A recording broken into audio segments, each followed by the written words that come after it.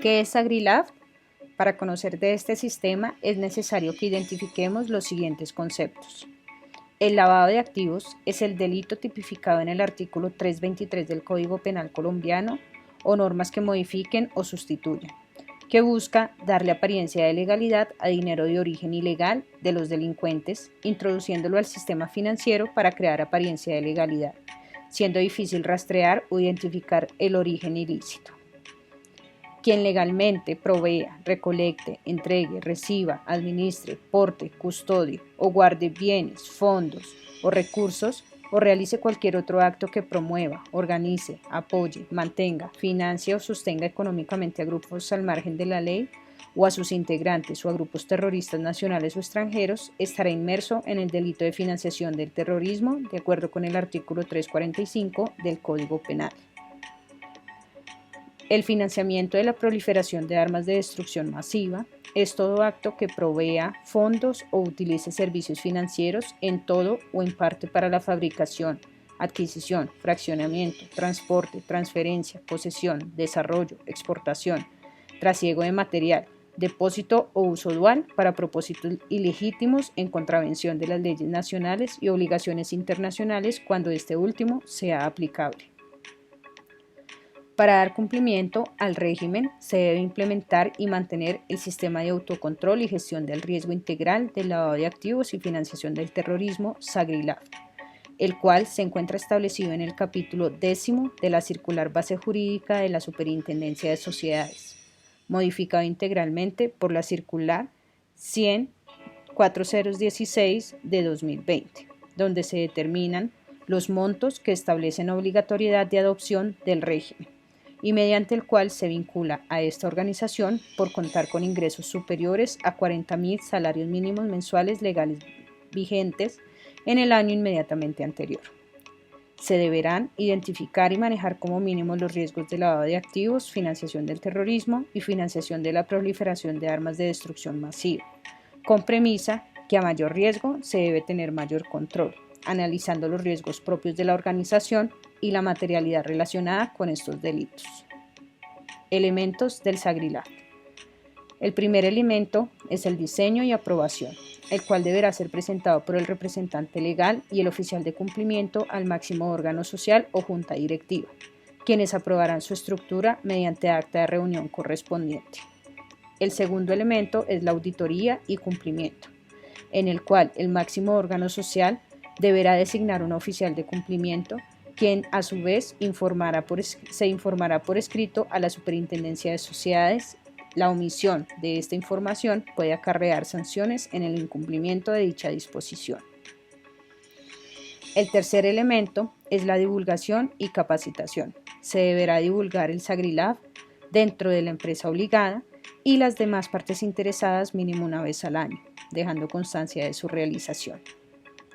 Cuarto, la asignación de funciones a los responsables. Se deberán asignar funciones claras frente a la ejecución de las distintas etapas, los elementos y demás actividades del SAGRILAB. Se deberá además establecer como mínimo atribuciones generales a la junta directiva o máximo órgano social, al representante legal, al oficial de cumplimiento y demás funciones específicas que se puedan llegar a contemplar para garantizar el cumplimiento del sistema. Etapas del SAGRILAB.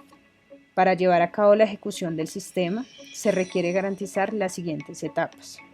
Primero, identificar los riesgos, lo cual permitirá a la organización identificar factores de riesgo, así como riesgos asociados a cada uno de ellos. Segundo, la medición o evaluación del riesgo, midiendo la posibilidad o probabilidad de ocurrencia del riesgo inherente frente a cada uno de los factores de riesgo, así como el impacto en caso de materializarse mediante riesgos asociados. Estas mediciones se presentan en la organización de carácter cualitativo y cuantitativo. Tercero, el control del riesgo. La organización deberá tomar medidas razonables para el control de riesgo inherente al que se vea expuesta. La implementación de controles logrará la disminución de la posibilidad o probabilidad de materialización del riesgo o del impacto en caso de materializarse. Y como resultado de la aplicación de dichos controles, se podrá establecer un perfil de riesgo residual de los riesgos inicialmente identificados.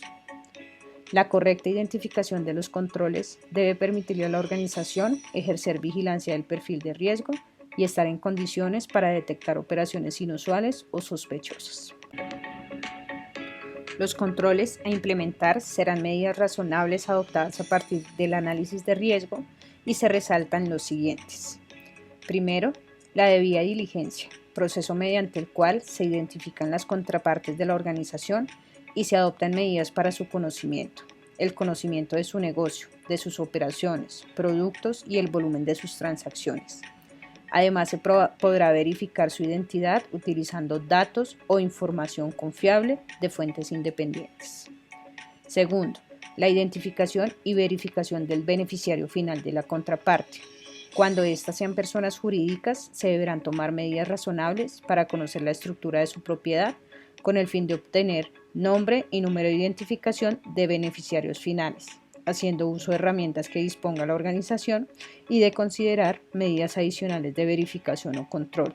Deben ser proporcionales al nivel de riesgo y su materialidad o complejidad, inducida por la estructura de titularidad de la sociedad o la naturaleza de los asociados mayoritarios.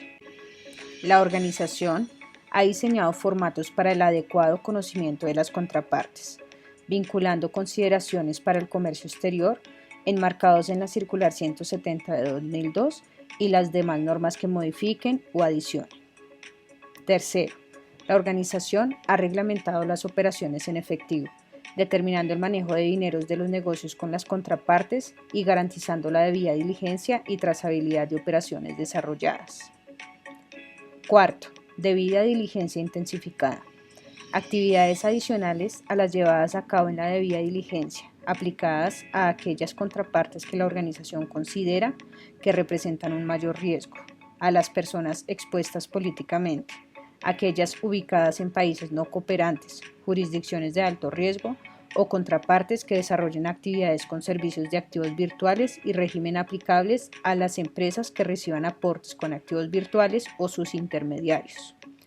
Un proceso de debida diligencia intensificada debe obtener la aprobación de la instancia superior o líder de proceso para vinculación, garantizando el monitoreo continuo e identificando la relación contractual de manera intensificada.